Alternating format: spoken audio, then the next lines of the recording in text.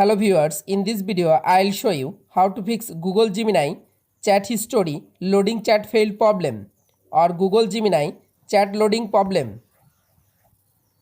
If you want to solve this problem, please follow the step. Step 1. Open your phone setting. Click on connection and sharing.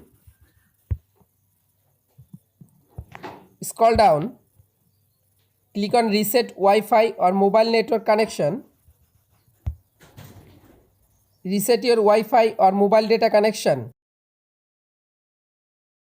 Step 2. Long press or long tap in Google Gemini application. Go to Apps Info or I button. Click on Storage.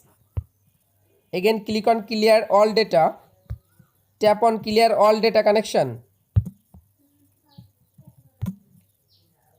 Step 3.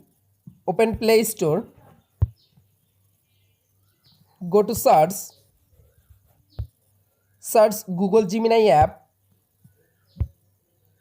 Update your Google Gemini application latest version. Step 4. Restart your device and again open it. Open your Google Gemini app.